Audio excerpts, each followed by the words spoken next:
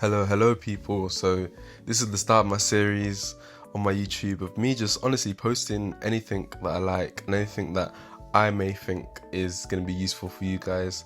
So this is my daily yoga routine.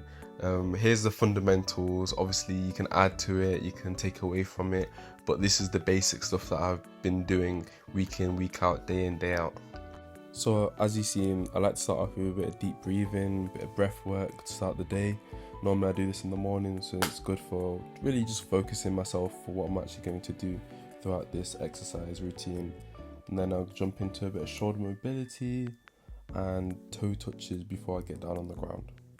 So once I've done all the stuff, stood up, a bit of calf raises, wake my calves up, I'm going to go straight into a downward dog. I like to hold my exercises for 30 to 45 seconds.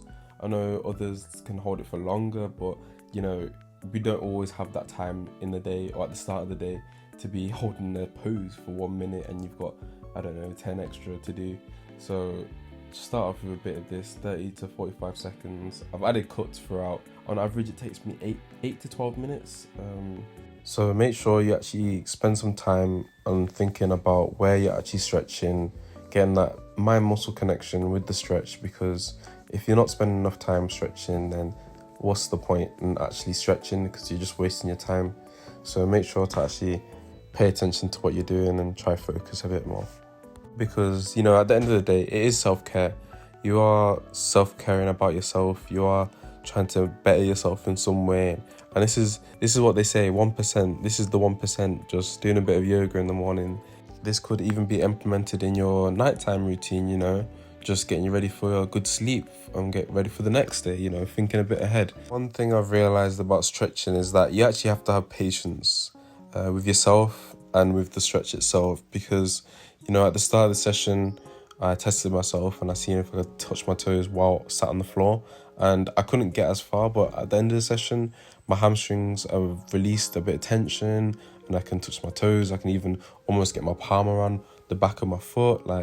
It's really about patience in this. And as you've seen throughout, I've tried to make it so that you can fluidly go through the poses one by one, not too much of a hassle turning around, getting to new positions.